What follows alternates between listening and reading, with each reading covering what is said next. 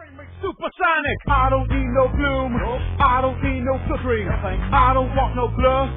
You can keep your salary. I'm a frame rate junkie. I'm a frame rate junkie. I'm a frame rate junkie. And I like it silky. Welcome to KOS-Plays Classic Games. Today on the show, we will be looking at the game that made hoods popular and wristblades cool. A game that spawned 11 main game follow-ups. Today we're talking social stealth with Assassin's Creed.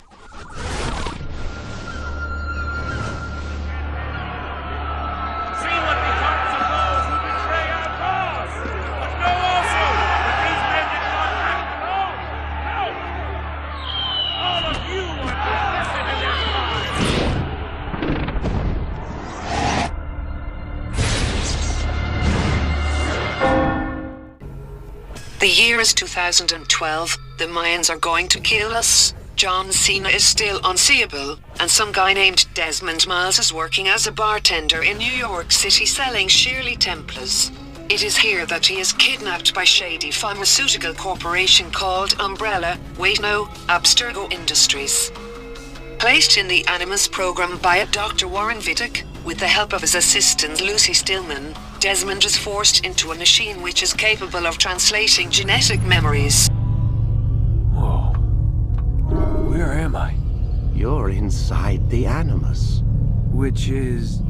It's a projector that renders genetic memories in 3 dimensions. Genetic memory. Seems you'll need a bit of a tutorial.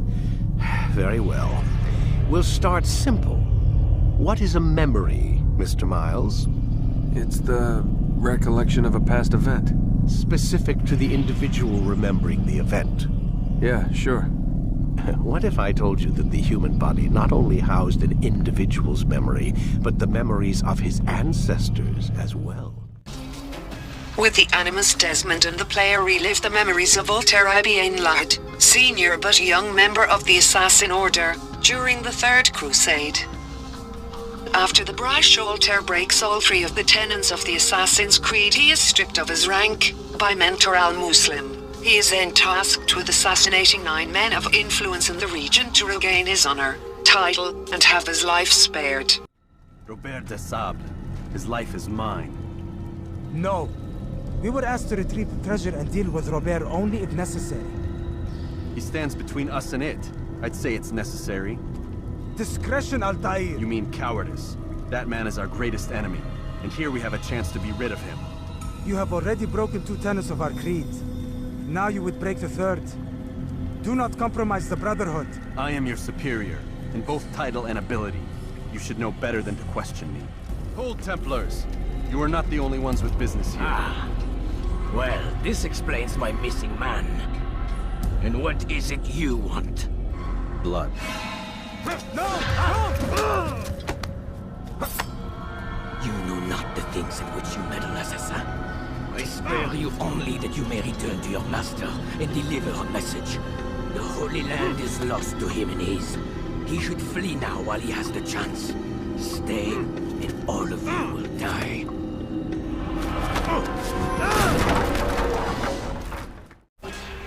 The conception for the game started after Patrice completed work on Prince of Persia: Sands of Time. Patrice was informed he would be working on a new Prince of Persia for the up-and-coming 7th generation of consoles, PS3 and Xbox 360. Thus, Prince of Persia: Assassin was born. Instead of playing a prince, the player played a second-rank assassin who wanted to be number 1. The team got some ideas on how the character should dress from the novel Al-Amat. The first concept art of the character suggested he was similar to a bird of prey, something the team resonated with greatly, hence, the assassin known as the Emancipation of One Altair was born. At some points in development, the Prince of Persia ties were dropped and Patrice and Jade Raymond were off to make a new IP. In December 2006, IGN sat with Christian Bale of Veronica Mars fame, who lent her voice and likeness to the game.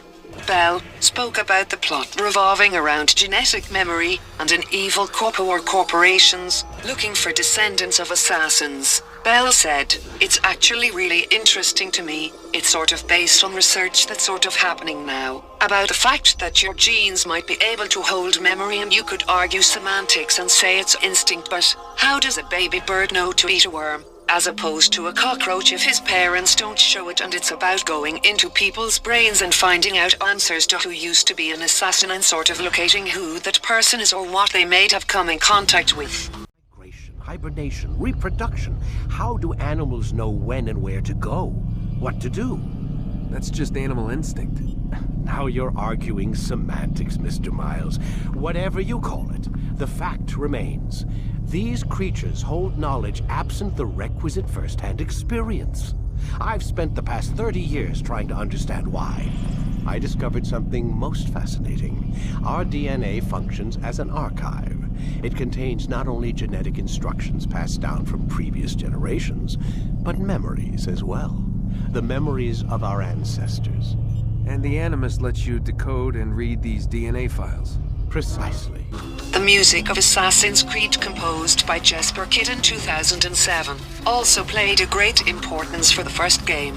Many of the tracks were made available to listen to on Kids of MySpace and official website. My God, MySpace terrible. Jade Raymond, producer of AK, had this to say about the game's music: "We wanted to score to capture the gruesome atmosphere of medieval warfare, but also be edgy and contemporary."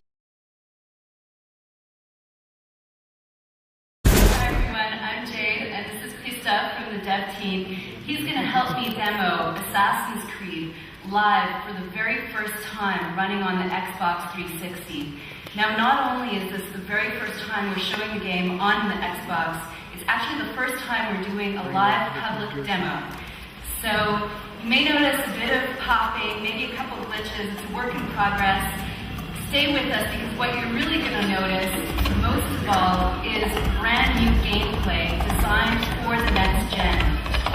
You play Altair, a master assassin, and right now we're riding towards the town of Our target is William de Montferrat, and he's thought to be somewhere near the center of town. Now, for those of you who don't know, this is a brand new franchise being developed by the Ubisoft Montreal studio, by the core team that brought you Prince of Persia: The Sands of Time. Okay, let's get off the horse now and backtrack a bit. Let's go down into the alley to the left. What you're going to see now as we turn the corner is one of the main focuses that the team has had, and it's a promise of next-gen games, really. It's crowd. So you're not only going to see hundreds of NPCs in crowded streets like this, but they're all going to react in their own individual way to what you're doing. If you push them around like that, they may not like it, and it may not be a good idea to do that. Okay? Let's get down to our main business, which is finding William. Right now, we're using our intuition to scan the crowd below. We can understand when the crowd is for or against us, and most importantly, right now, it'll help us pinpoint our target. So I think it's that guy over there. Okay, there are multiple ways we could do this. We could blast down full speed, high profile, but what I'd like you to do this time is go slowly. We're going to show off something that we call social stealth.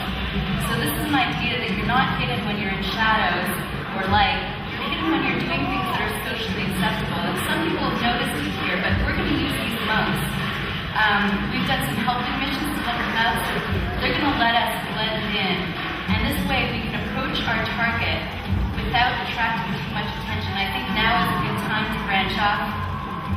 Let's walk up slowly before they realize what's going on.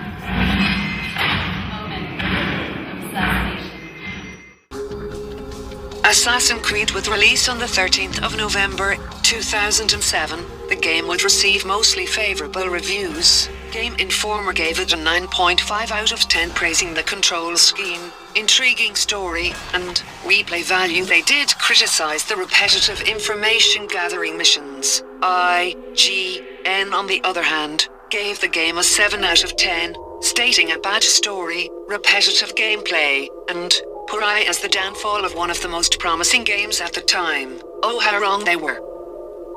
Sales for Assassin's Creed surpassed Ubisoft's expectations. In the UK, Assassin's Creed debuted at number 1, beating out Call of Duty 4 Modern Warfare for the top spot. On the 16th of April, 2009, Ubisoft would announce that the game had sold around 8 million copies worldwide. This news came months before the release of the sequel in 2013. Jay Raymond had this to say about the series while talking with BG 24/7. We really had this unique opportunity, which was to create a new franchise from scratch, which you don't often get in the game industry, and we wanted to make sure we didn't squander that opportunity. So we actually spent a lot of time trying to create a proper franchise, not just one game. So we did ask ourselves the question, if we do create a game that's successful, how do we make sure that there is a structure, an overarching kind of meta story that can continue to play out over many different games and over different media and stuff like that, and allows us to keep on reinventing it. So that's why we created the Animus and the present day, and kind of this whole other story arc that we could explore in different time periods and continue to keep the franchise fresh. And that's our show. If you are new to KOS-Plays classic games, leave a like and subscribe. You don't want to miss what comes next. What do you want to see next time? God of War 1 or Sonic the Hedgehog 2? I play us out.